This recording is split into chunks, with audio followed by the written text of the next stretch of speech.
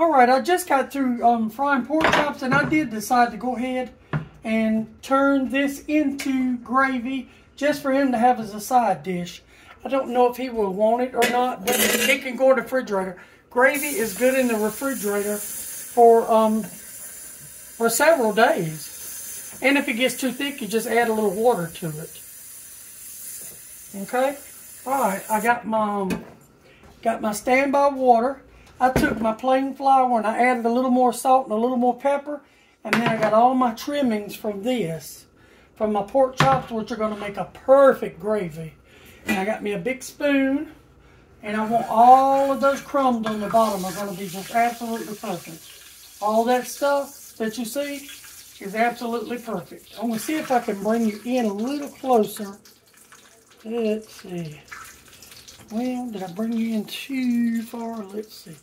I think you can see me. And this grease is already hot from frying my little pork chops in my other video that you can go check out. Should be up under this one or right behind it. Now you want to get this flour and you want to get all those little bits and pieces. But the object here is to brown your flour. You want to get the flour taste out of it, which I know it sounds crazy, but you want to cook that flour, raw flour taste out. And you want it sort of to look like that. And you just want to brown it a little more. And you want this, since it's pork chop gravy, to be dark. Okay. Alright, now we're going to add us a little water.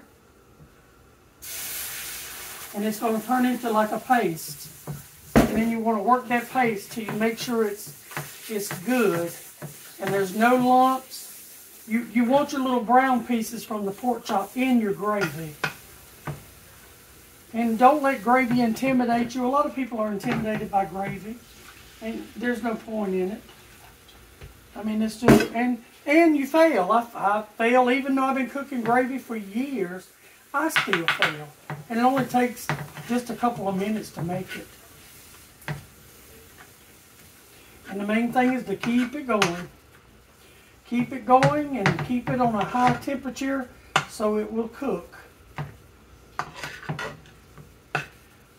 Okay. Now we're going to make some more. Thin it out. You thin it out, and the longer it stays on the heat, the thicker it gets. So whenever you get it to the consistency you want, you remove it and taste it for salt and pepper. And I've already salt and peppered mine, but he'll probably pepper it later because he likes a lot of pepper in his gravy. And he likes his to the consistency where he can pour it over his biscuits or his cornbread or his rice, whatever he's going to eat with it. So, and in this case, it'll be rice. I'll cook rice next. So, and my videos are usually based on what he asked me to cook. That's why I usually see different videos. Okay. A little more water, and we'll call it time. I want it to cook a little bit out.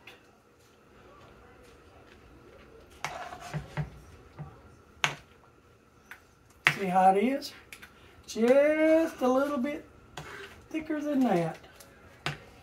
And this will be quite a bit of gravy, and when it cools, do not put it in the refrigerator hot.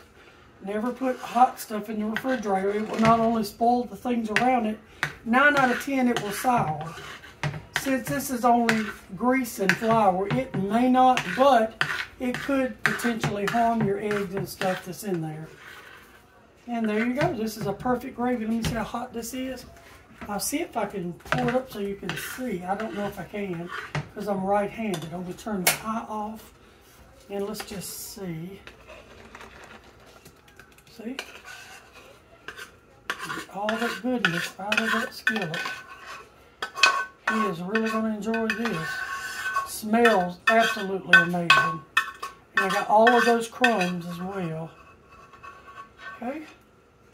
I'm going to put my skillet over here. And then we'll check this gravy out. Look at that. Just pork gravy. Pork gravy, pork peppered gravy. Wonderful. thank you again for joining me. I hope this helped. And if you have any questions for me, just ask. I'll answer every one of you. Thank y'all. Remember, like, share, and subscribe. Bye.